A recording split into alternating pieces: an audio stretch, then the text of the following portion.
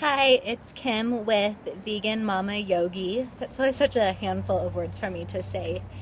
Anyways, yesterday in my What I Eat in a Day video, I shared parts of my home practice with you, and it's been requested that I share that whole practice with you.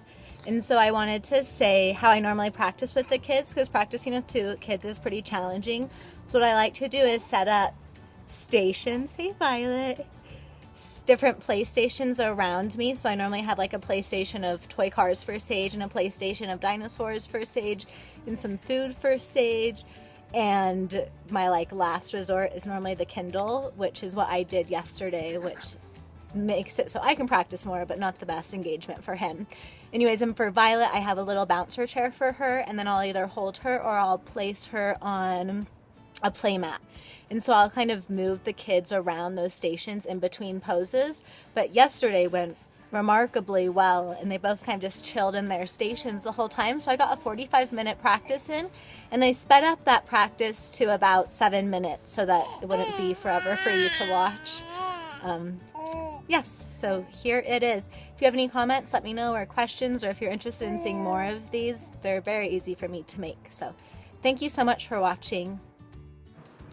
May I be patient, present, and compassionate for myself and others. This is a main intention of mine in my life. Just finding some side body length, hip flexibility. I like doing these little push-ups to power into the back of my heart. Nice stretches. My side bodies get so short holding babies and children all day, so really working to get that length. And broadening my hips, lengthening those hamstrings. It feels so good to stretch.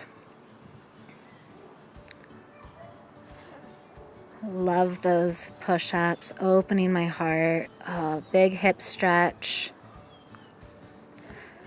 Pushing down through my feet to get the heart to be buoyant and full. And then using my hips to press all the way up to standing balance, taking those sit downs back. Woo, balance challenge. I really work to keep my thigh back as I move into that hamstring stretch.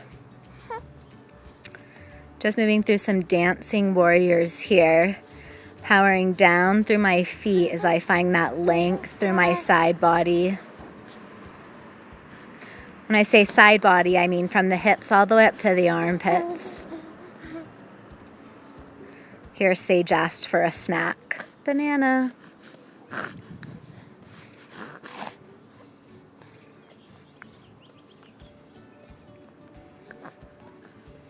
In my Cobra, I really work to not get as high as I can, but as long as I can.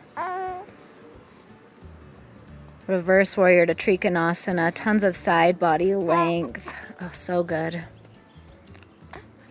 Feels so good to move after having a baby and no longer being in pain. Reverse warrior, Parsvakonasana. Reverse to Trikonasana. Now this is my favorite pec stretch. First I kind of set up by lengthening and broadening across my collarbone. And then I turn in one direction and the other to get that nice pec stretch. This feels so, so, so good. Now finding the curvature of my low back, sit bones down, belly tone, and holding that as I do a series of crunches with my legs in various positions. This is really great to train the back to hold its natural healthy curvature. Extending one leg at a time like that helps my belly come back to center after holding my baby. Now playful hop back, vinyasa. Right, now some hamstring work. Key to a good hamstring stretch is knee up, belly tone, sit bone back. That's going to get to your hamstring no matter how deep you go into full splits. Now I come up into standing splits, playing around with opening my hip and closing it off, and some handstand play. Handstands are a whole new world after having a baby and finding your core. It's always fun to be able to balance and feel strong like that again. Now taking it on the other side, you add that calf stretch by pulling the toes back. So nice. Calf stretch, toes back, knee up, hamstring, sit bones back. Standing splits, one of my least favorite poses, Urdhva Prasarita to Ekapadasana. And then again, hopping up to handstand, playful, extending down through the hands and up through the feet.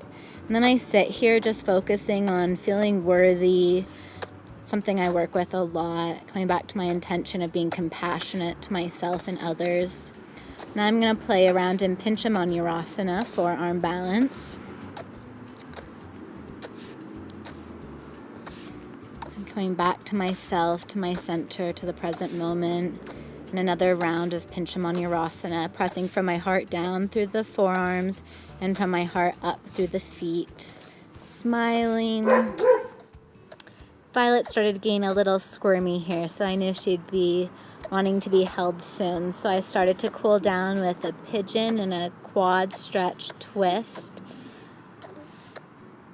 And I did that on the other side, circling out the hips. Oh, side stretch. Hi, Violet.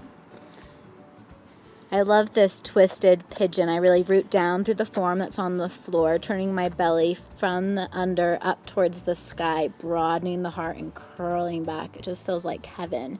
And then moving into the side arm balance feels really delicious too.